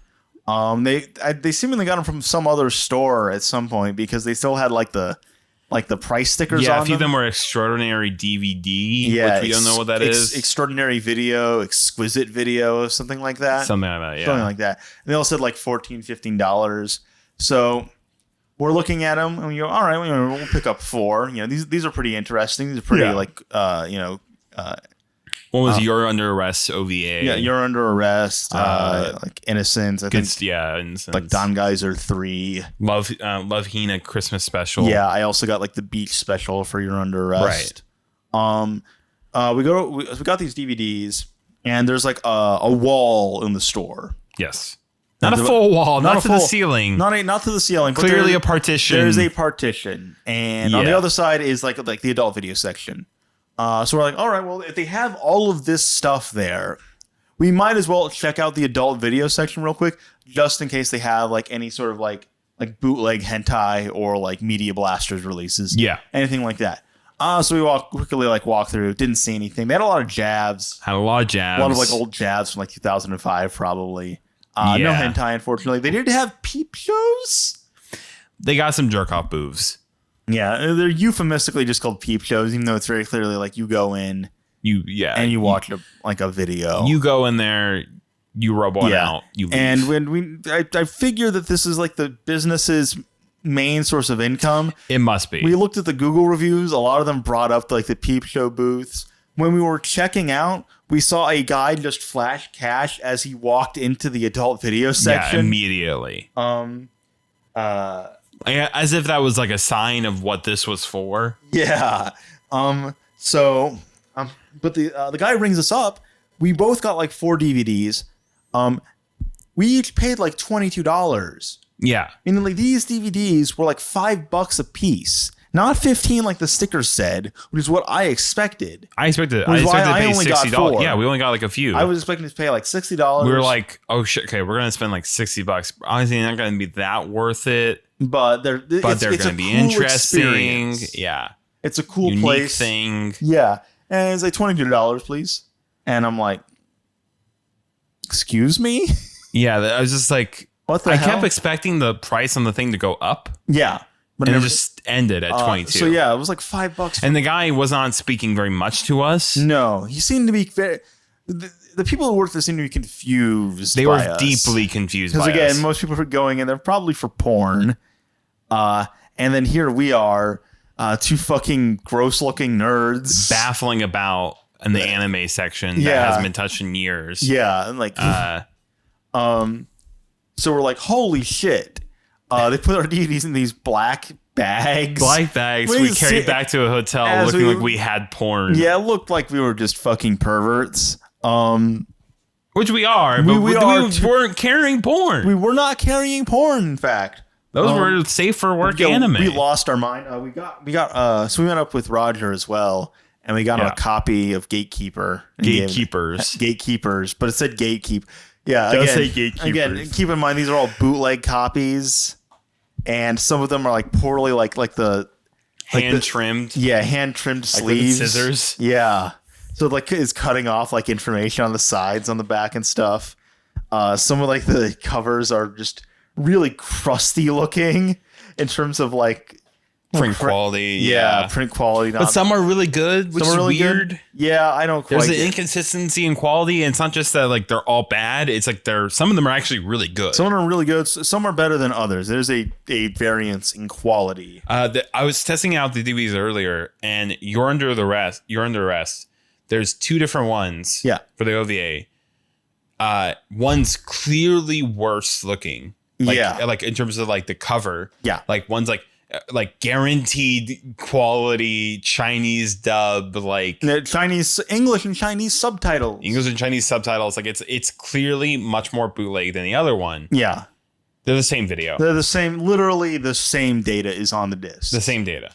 Which we were wondering if we looked at like American releases of something like Psychono or like Ray Earth or any of these that are like the bootlegs. Psychono is actually one of the. Psychono is one of the official ones. Okay, that's a Viz one. But if we looked at any of the bootlegs and we compared it to like an official North American release, would it just be the same?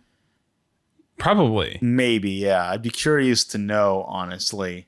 So we paid $22 for these, and for like $22 for 5 DVDs. Yeah.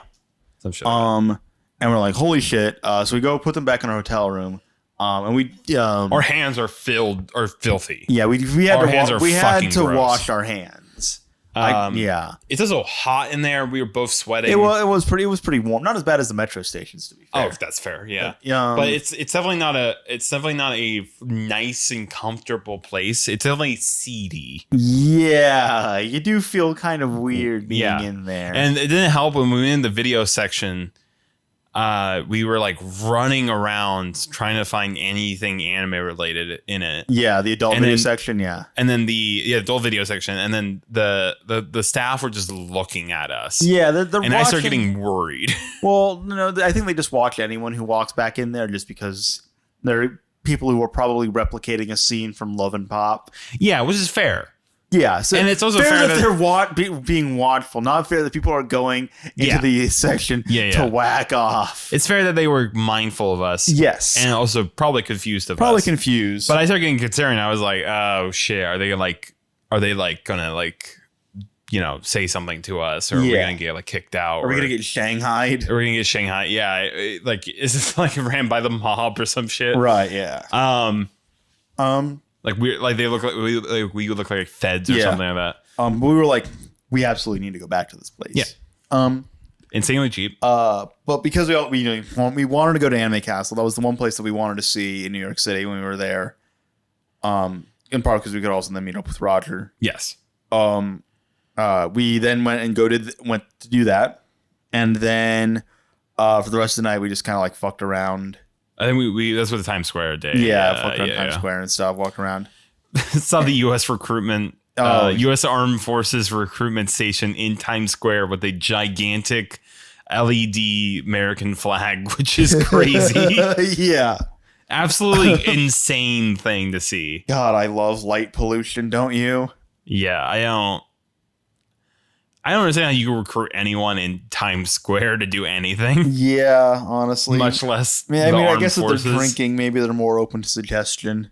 Yeah, that's their strat. Yeah, just get people drunk. We just had a bath. We went in the Tamashi Nations. Yeah, Tamashi Nations store.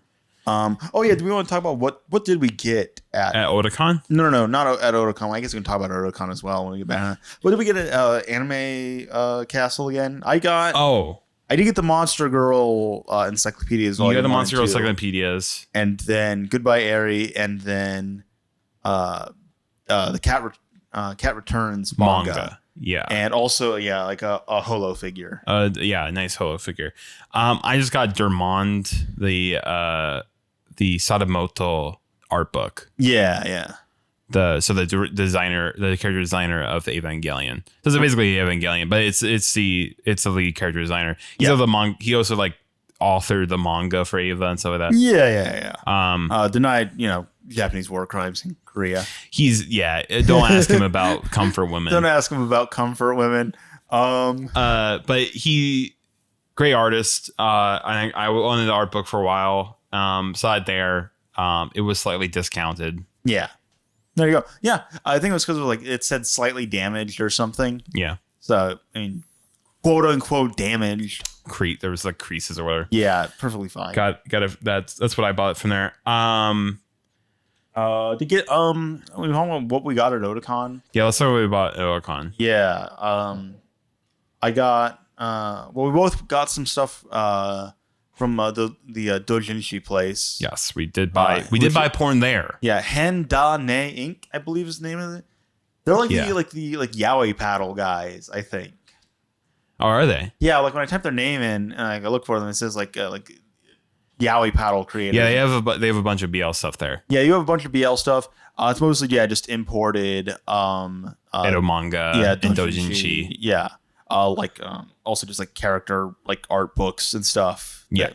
Still doujinshi, but not necessarily porn. Like they had non-porn there too. Yeah, they had non-porn. It was mostly porn. Mostly porn. And definitely people are there mostly for porn. Mostly for porn. Like, very helpful people, very nice people. Very nice. If you ask them if do you have like XY, you have an artist, you have a certain tag, they'll go and find stuff for you. They'll try to find it for you. They'll pull it out for you. Yeah. My only complaint is it is kind of pricey. They're like $30-$40 each when you'd be paying like half that in Japan. Yeah. But to be fair, they got to pay for their spot at the convention. They got they have their own overhead. They have to pay for import this stuff, make a profit, all this stuff. So it makes sense. Hire the staff. Yeah. We bought several stuff there. Yeah. I got there was a really cool one called Retro Cycle. Which we both bought stuff from. Yes. That they just have a bunch of retro gaming stuff, retro game stuff, retro anime, a lot of laser discs, a lot of VHS tapes, music, a ton of VHS tapes, old games, art books, PC and console games, Japanese ton of stuff. DVDs release stuff. Yeah, definitely. That is always the place I that is easily one of the best. So much cool stuff. I got a ton of things for Higurashi. I got this Higurashi, not an art book, but a production book for the PS2 version of the game. I got the 2006 Comicon releases, which are the full releases of Higurashi on PC. I got some audio dramas as well, Comicon audio dramas for Higurashi as well. And also Macross Plus on Laserdisc. I got a Digikata character book. Yes, that was the first thing I saw when we walked up there was Digikarat. Yeah. I was actually blind. Thankfully you pointed out to me. I got that. I got it's called Evangelion Second Impressions, I think. Which is for Sega Saturn. It is, yes, a Sega Saturn disc. I don't know what the hell this is. To be honest, I'm very confused by what this is, but it is a Evangelion. We need to run it by Steve. It has another third girl that I do not recognize. Yeah. Why are there so many third girls? There's so many third girls. It looked like a neat piece of Evangelion history to own. Yeah, definitely. And then I got that's what I bought there. I bought two things when I first went there, and the second time I went there on Sunday, I got an Evangelion laser disc, which I believe is episode 26. Yes, yeah, or around there, something like that. Really they did have the full set of laser discs for Evangelion there as well for $300. Yeah, which a lot of money. I mean, sure, but it's also I have to carry that around. That's also another thing. Yeah, that's a lot. Also got a couple of VHS tapes there. I got a Totoro one, a Japanese My Neighbor Totoro VHS that is from buy or rent or something like that. Yeah, it says buy or rent on the name. So some from a video store. Yeah. Very nice cover. I got a Chobits volume, not Chobits. I keep saying Chobits. Fruits Basket. Yeah. One. Something else. I don't remember as well. Yeah, I don't remember. I'm not sure.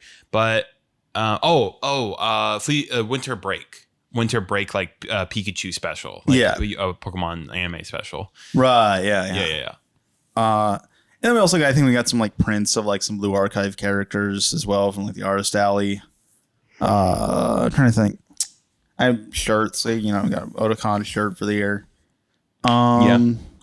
I think, is there anything else really? I mean, I got an Asuka figure as well. I got a few gotcha toys from Rement. The ones that I acquired, it's a toy set and you don't know which one you're gonna get. Right. Yeah. I went to there was a gachapon booth basically. Yeah. Went there, bought different ones. And I also I got an Asuka prize Asuka Ava Racing prize figure. Yeah. that I quite liked. I think it was the only figure I bought at the con, actually. Yeah, but you did buy the Ray one from Anime Castle. No, I didn't get it from Anime. I got it from the one place in Chinatown. Oh, did you get it from there? Yeah, I got it from, I remember because, so we went to another shop. It was called like Da Shop, DA Shop. What was it called? Yeah, in Chinatown. In like proper Manhattan, Chinatown. Yeah, lower Manhattan, Chinatown.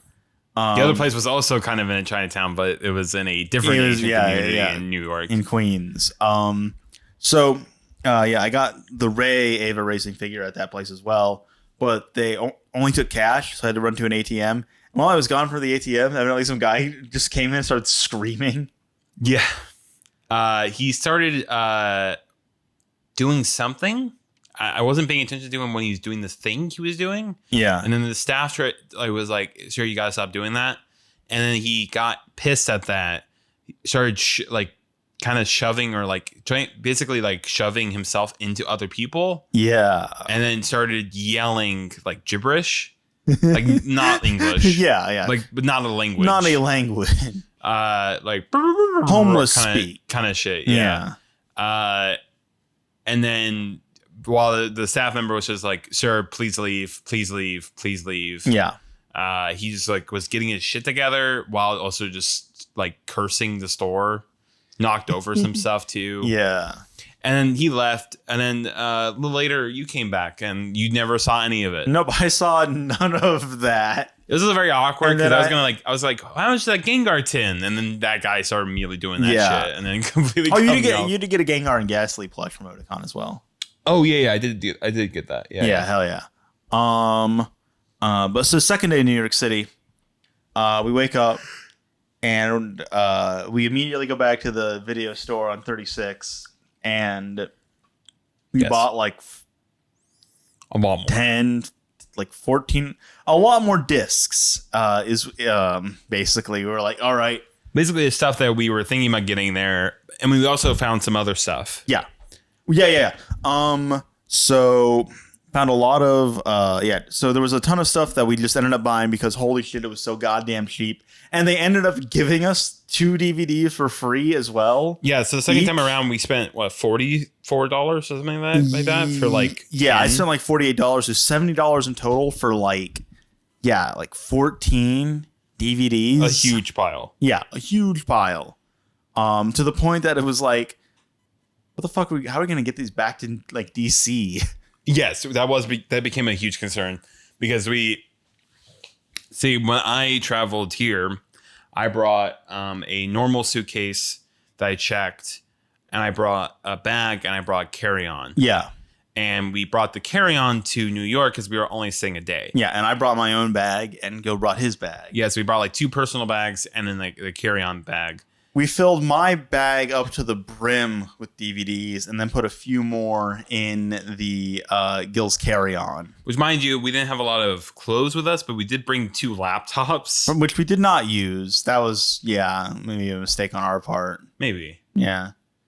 You were on your laptop, I think, the night. Yeah, for 15 minutes. Fair. Yeah. We really didn't need to bring our laptops. No. But yeah, so we got just an embarrassment of riches in terms of DVDs.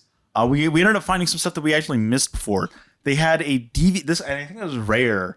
Gil, you got a DVD release of the 6th Urusei Yatsura movie, and it's the Anime Expo DVD release. The Anime Expo release, which I think is pretty hard to come by nowadays.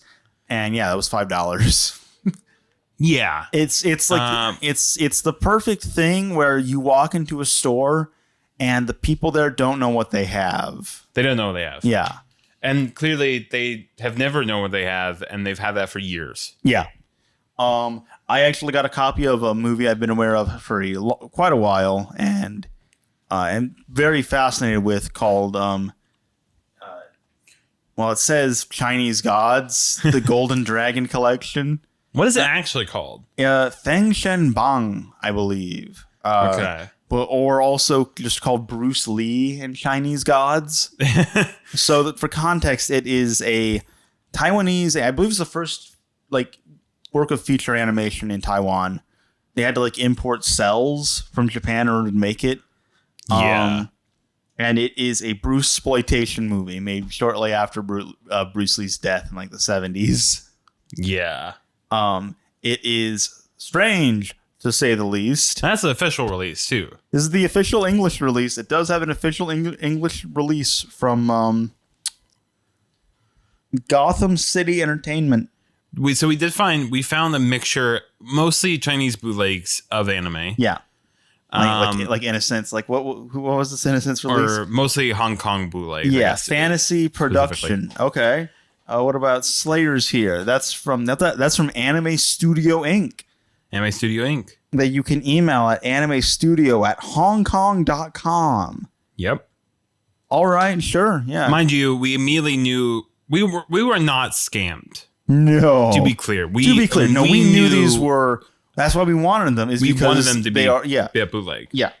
Because it's interesting. Yeah, it's cool. I mean, we would have got them anyway if they were official releases, but bootlegs are just as interesting, in my opinion, or maybe even more. In some cases, more interesting. Yeah. So we knew they were bootleg from the start. I mean, one, they advertised Chinese subtitles, which American releases do not do that. No, because they don't come with Chinese subtitles, and if they do, they wouldn't even advertise that. No. Yeah. Because it'd be carrying to a different audience. But so we immediately knew that, but then we were looking around and there was official stuff mixed in. So we talked about the old Anime Ego release of the 6 Urusei Atsuda film. Yeah. In really good condition. In really good, unopened. Yeah. It was unopened. Saikano Viz Media volume release with some special features. Yep. There was a Tokyo Pop GTO release, which is old. Yeah. What did you get? Oh yeah. Oh, there's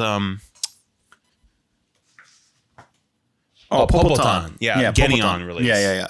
Of like a volume of Popotan. Yeah. Did you get any official ones? I don't know. I think we have only got bootlegs because bootleg of Edison's. I guess the Chinese Gods. Chinese Gods one is released. Yeah, official. Sure.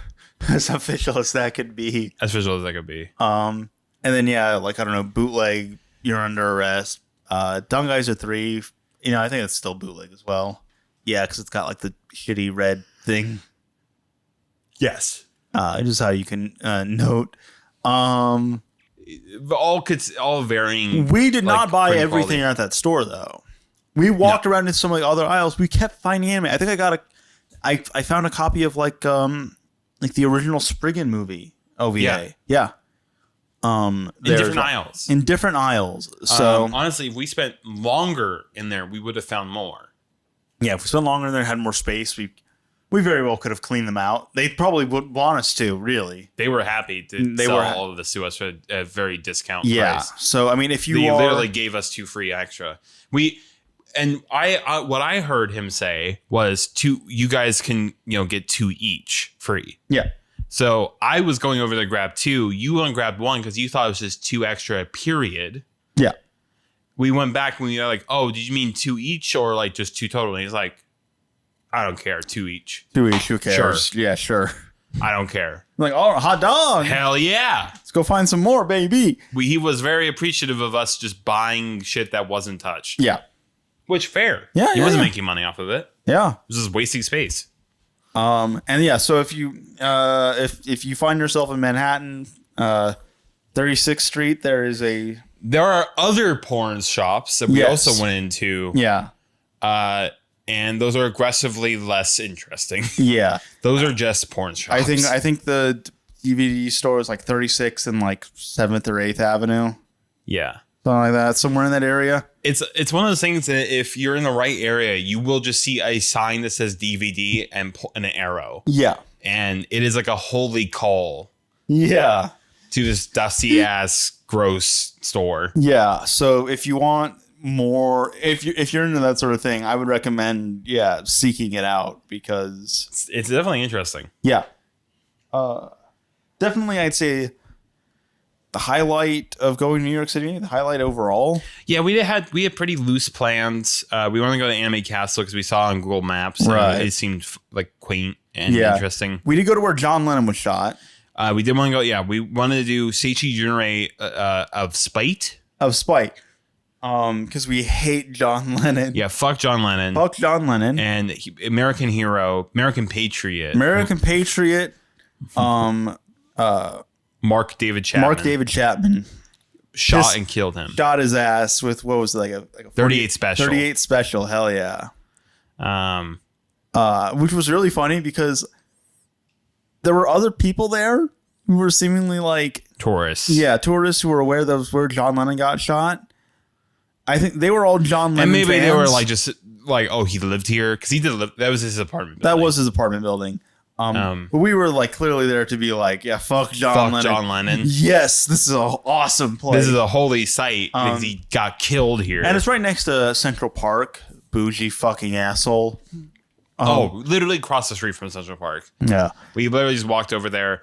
Bunch of shit named after him. Yeah, which is it's really like a funny. Strawberry Fields Forever thing. Like just there's a playing circle that John says Lennon Imagine. song. Yeah. And just like, oh my fucking God, it makes me want to vomit. Really cringe. Yeah. Then we went to SVU stairs. Yeah, we went to the New York Supreme Court. Yeah, New York City Supreme Court, which evidently is not the highest court in New York City. Evidently it's like the appellate court or something. This is funny. Yeah. So we went to the stairs from like Law and Order, where many people have been killed. Many people have been shot and killed, like John Lennon. Yes. Seemingly at least in the context of the SVU Law and Order universe, they need to ramp up security on those steps. Yeah, they should. And that was something else that made us realize is walking around New York City. There's just so many tourists. So many tourists in New York City, and so many people not speaking English. Right. Where you never really get. You hear a ton of Mandarin, French, German, Spanish. To go back to SVU, yeah, but at SVU, everyone talks like from fucking Brooklyn or some shit, you know? They talk like this, or they have no accent. It's just a North. I have not North met American a person. Accent. I have not met a person from New York City who actually talks like that. With like a thick Brooklyn accent. Yeah. Like they have some sort of like some kind of accent, but they don't talk like a cartoon character. No, they don't. They don't talk like they're the. I've heard Roger's mom speaks like that, but I've never even heard her. Well, they don't talk like they're the the New York City equivalent of like Fargo characters for like bitcha. for the Midwest. Oofta. Oofta. Oof. No one talks like that in real life. Yeah. Yeah, that was just something funny we realized. And yeah, then we just wandered around Chinatown. We went to like an interesting claw machine place. Yeah, anime claw machine. Which we talked about this because they also had claw machines at Otakon as well. Is that I think claw machines are just more insidious than regular gambling.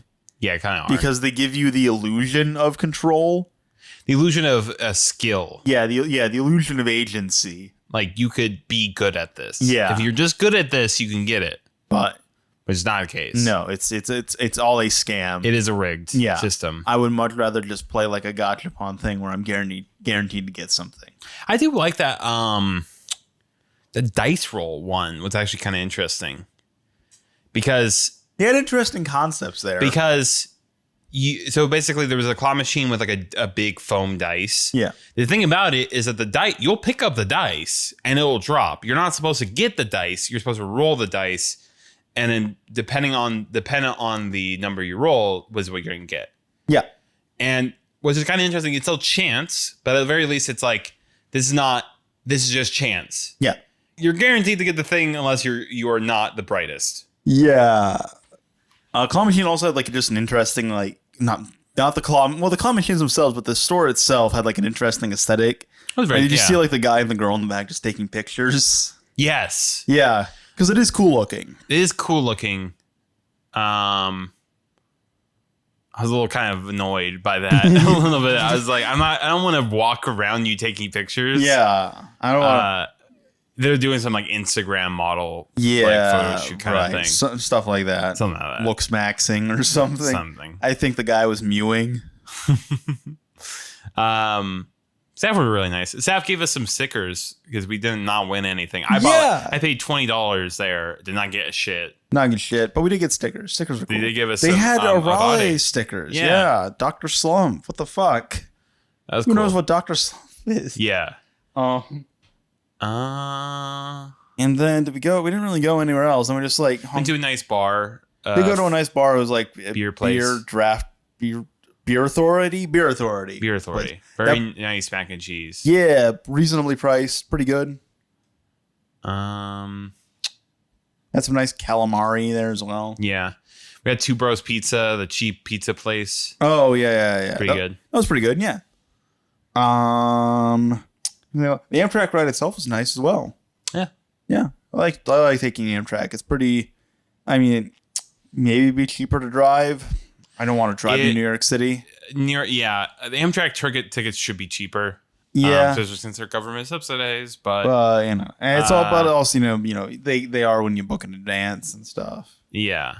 Well, I mean, we still booked it in advance. It's not like we booked it the week. Whereas, going to Baltimore on the Mark, we bought the tickets day of. And that was $9. Yeah, exactly. Each way. So, it should be cheaper, but they're still good. Yeah. We did get a Lum figure from the Tom and we did. place. Yeah. From the Times Square place. We got these little chibi Lums. They did. It was just mostly mostly normie stuff. Mostly normally stuff. Mostly like Jujutsu Kaisen and Naruto and some like Dragon Ball stuff in there. Demon Slayer. Dragon Ball. Yeah, the Dragon Ball figures are too lame to me. Basically, like I described it as they're too serious looking. Yeah, they're too detailed, too not anime. It's a weird way to describe it. Some figures like that I don't like. I know what you mean. Yeah, like there were they're too hyper detailed. Yeah, they're like I think they're dragons from like One Piece or something, like these like super detailed. And it's like that's just not the aesthetic of it. No, it's like no, that's gonna break when I look at it. There's like too much. There's too much going on. You just say Mumi probably like that place though. I like those figures. Yeah, Mumi like scales quite a bit. We did see because like what were they like mini fig arts or something? Figure arts mini. We got one of Lum. They had a Ronnie one on display, but the Ronnie one's not out yet. The Ronnie one was very cute. I would have gotten the Ronnie one. Too. Yeah. Honestly, I just want to get something there. Yeah. The Lum was the best option. The Lum was the best. Yeah, it was the one I liked the most. Didn't they have an Ataru one as well? Yeah, the Ataru one actually had 10. Right. Or that's his name, right? Yeah. 10? Yeah.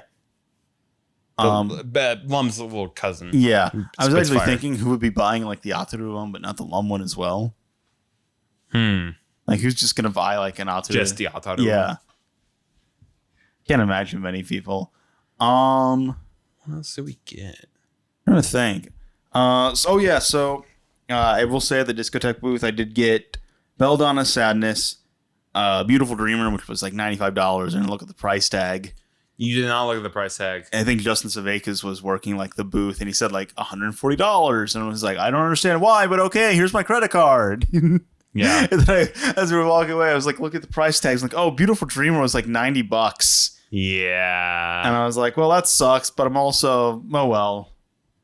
I spent too much, and I'm pretty sure I own both of those Blu-rays. Oh yeah, you also got Remember My Love, yeah. And then I did get a copy of. I was surprised they actually even still carried copies of this. The DVD itself is called Great Conquest: The Romance of the Three Kingdoms, which, as far as I can tell, is just a DVD release of this trilogy of films Toei did in the early 90s, adapting Romance of the Three Kingdoms, which are they're these gorgeous movies. Yeah. Beautiful looking like movies that are incredibly like vast in scope. They're all like, there's 3 of them and they're each like 2.5 hours long. A Lord of the Rings. Yeah. Like some like Lord of the Rings type shit, but for anime. Yeah. Lord of the Rings, if no one knew about it, because you look up these movies on my anime list, they all have fewer than 1,000 members. Right. Yeah. Really not very well known. And I guess I think this is the first movie in the trilogy. Is Discotek released, right? Yeah, I think so. Discotek released it on DVD way back, and they had a copy, so I picked that up as well. Maybe this will be a one where that gets another release. I really hope so. There is an like HD release, like a Blu-ray trilogy. Yeah, so there's an HD release officially on Japanese Amazon Prime, Okay. like through streaming. Yeah. So they did go and rescan the film in HD, and yeah, I mean, if they did a release of those three movies, transfer, if they did a release for those, I Blu-ray. would buy them in an instant because they're gorgeous looking movies that I would want to own.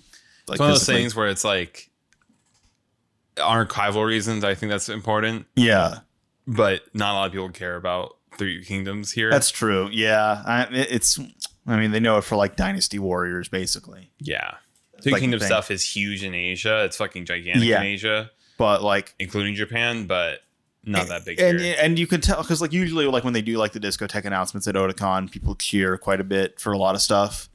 Very rarely is it something like I remember last year they announced like they were doing a release of Tachigui Shiretsuden, which is a weird schizo Mamoru Oshii movie that takes place in the same universe as Jinro. They're like fast food one. I very well could have been like one of maybe a handful of people in a packed room that knew what the hell that movie was. And I was like, holy fuck, what the hell? And probably even fewer people know about these movies. Yeah. Even though this movie does have a release.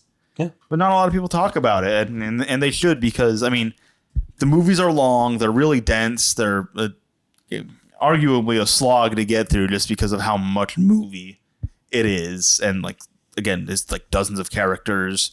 And it's like, you can't look away from the screen for a second because you're going to miss stuff. But I mean, I would highly recommend everyone go and see them. Yeah, I don't know. Yeah, they've done a release, so maybe you can do another release in the future. Hopefully, I would also like to. I would dearly love to see a release of. I think it was one of Discotek's first releases. Is the live action Lupin movie? Oh, Strange psychokinetic strategy or something. That's a good one. That is a movie where I feel like enough people who are Discotek fans are probably familiar with it. Where if they announced they were going to do a new release of that, people would probably lose their minds.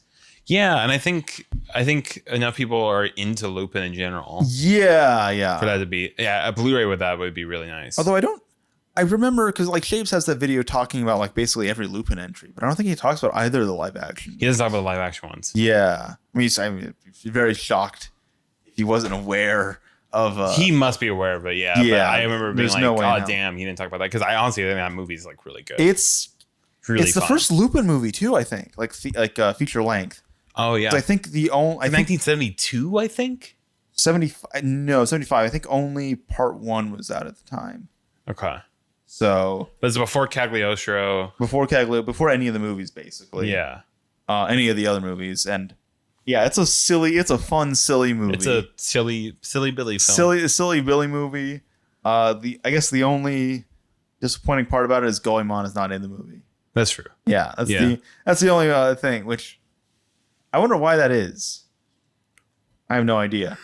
Yeah, what a cool movie. Yeah. Yeah, I don't know the reason. And that's another thing where I'm like, yeah, I'm just waiting for Discotek to one day maybe they'll announce a release of that. That and well, now that did I get that before it went out? I don't remember. What? I think I remember trying to buy that before it went out. Well, I'm trying to remember if I did. Yeah, because they're announcing. I should have looked for it I mean, if they had this, they may have well had a copy of that as well. That's true. I should have looked for that at the booth. Yeah, Justin Sudeikis was just there. Yeah, I don't think he like works for Discotek technically. He just works with them. He's like a producer on some of the titles. Yeah, well, but he was just at the booth selling stuff. Yeah, I think he said he was just volunteering, just doing it for free. Yeah. Which they also just had non-Discotek releases there as well, just selling generally just any DVDs. That's true. And Blu-rays. Well, yeah, I mean, the Detroit Metal City is a Sentai. Yeah. Filmworks one. I guess now I was also thinking because they did Tachigui Shiretsuden. Now that the Red Spectacles is getting a 4K remaster, like that was crowdfunded in Japan. Yeah. Maybe that'll get an official release someday. Although they said no plans, but maybe something can be worked out. Hopefully, Discotek could try to. Yeah. I mean, I'm already getting a copy. Right. Because I was like, you get the Kickstarter. Yeah, I backed that. I got like one of like like signed by Oshi. Yeah. So that's cool. What else? What else was announced at like Discotek? That was neat. GTO release. Oh, there's gonna be an Anime Expo release, HD release of Full Moon. Oh yeah, that's very interesting. That's gonna fuck. Yeah. Still not seen Full Moon, but that is very cool. I'm excited for. I've heard great things about Full Moon.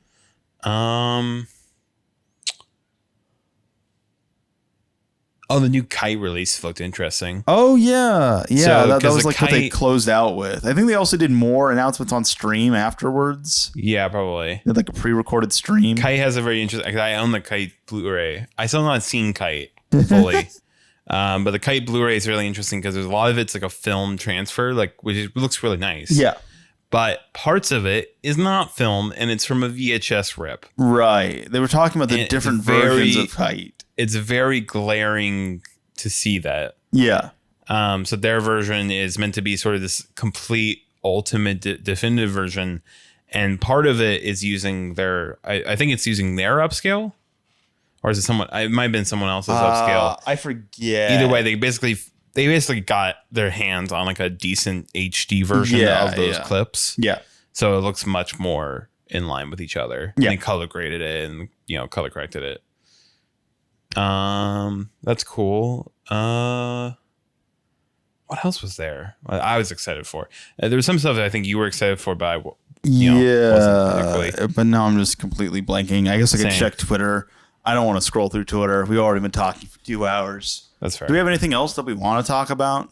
Because now we are just kind of rambling. Anything else about the con, really? I don't know. I thought, yeah. Oh, the 90s AMVs were really cool. Oh, yeah. That was actually, yeah. The AMVs from the 90s were better than the AMVs now. Yes. Which is really funny. They were definitely more interesting. More interesting music choices. Better. More interesting, like, editing. Despite the limitations, Yeah. Also, because of the limitations, kind of like stop motion, they were a lot more interesting. Just purely because, like, they had to like do this a lot more work. To a lot more of a headache. Unless maybe they were working with like an early version of like Premiere. Yeah, maybe, but like probably not. Probably not. Even if they did, it still would have been a headache. Yeah. We did talk to 2 people who made AMVs. They were also not finalists, but they did. Yeah, it's like Under the Box Productions or something. I talked to them. I don't know if you talked to them. No, you talked to them when I was here. Yeah. Go ahead and run back to my apartment real quick. So started them. They were cool. Were talking about them. Last year, I remember that specifically. They did an AMV of this weird show from the 70s that's like a mix of animation and tokusatsu called like Dinosaur War Eisenborg or something like that. And I remember watching that because that was a finalist last year. And I remember watching that in the like big ballroom and having the experience of like, I'm probably like one of the like a handful of people who know what the fuck this thing is. Yeah. So that was funny to see. It was interesting talking to them. I don't know. The guys spent like a lot of money, like getting like the DVDs or like Blu-ray releases of that show. In order to make that AMV, which was interesting. But yeah, so that's Otakon and in Baltimore, New York City. New York City was interesting, fun, not rough around the edges, certainly, but very interesting, very fun. I do gotta say, I think people exaggerate issues there. Yeah. And then diminish other issues like Yeah. Like again, I don't fucking like care about like graffiti and stuff. I care about having a cool, nice metro station. Just a decent metro station. Yeah. There's like comparison for us versus a DC Metro versus New York Metro. DC Metro is a lot better. Oh, easier to navigate, easier to get around, way more spacious. Easier, more efficient. Yeah. I would say overall I like the look more, although New York subway system has that iconic tile look, even if it is kind of old looking now. It is interesting. Yeah. We saw these really interesting like sticker signs. Oh yeah, They're saying really like schizo posting. Give up. Give up. You should kill yourself now. Yeah, like, that's the low tier vibe God. of it. Yeah. Like low tier God's demotivational speech. Yeah. Just throughout the entire this like corridor. But it's still interesting. Baltimore was very depressing. Yeah. The security staff at the National Aquarium should not kick people out when they pay $50. Yeah. They should be much more. They should give people more leeway. Right. Like, here's the thing, right? I understand what they're doing. What they're doing was like coming in behind us. Yeah. To basically force us out. Like, basically, you can't go backwards. Now you can only go forward. Sure. At that point, you should just give us some leeway to look at the last exhibit. Yeah, we were literally at the end. Whatever. Oh, we got out at 6:05, 6:10. Oh no, yeah. Who cares? Yeah, you get paid more. Sure, yeah. But and we paid $50. Like that's the thing. At my place of work, I kick people out, or we kick people out. You don't have to pay there to be there. Yeah, or if we went to the Smithsonian, we didn't pay anything to be there. Yeah, and I think it was like the National Zoo also closes at 6 p.m. Yeah, but it's free. Yeah, it's free. So it's like, okay, that's perfect. They can kick us out if they want. Absolutely. Yeah. So they don't owe us anything. The and also it's like, I don't know, you're charging $50 when going in. I mean, in part that's on us for getting there. In part, yeah, that's on us. But it's also like, yeah, I don't know. But also, it's basically an hour-long experience to begin with. Yeah. And we were at the end. We were at the end. We were at the end. We were going down this like ramp thing, and there's like a bunch of sharks at the bottom. And it's like, okay, can we just look at the sharks real quick? Basically, it's kind of like the energy. And it's basically just like, no, get out, leave. Get out. Yeah. Like, okay, well. No, sirens going on outside. Yeah. Yeah, so it's just, that's a little lame. But Baltimore's sad. Baltimore's sad. The people of Baltimore deserve better than Baltimore. Yeah. Yeah, DC is nice. DC's nice. DC's nice. Ba-da-ba-ba-da-ba-ba. How the fuck do I stop this? God fucking damn it. Stop recording.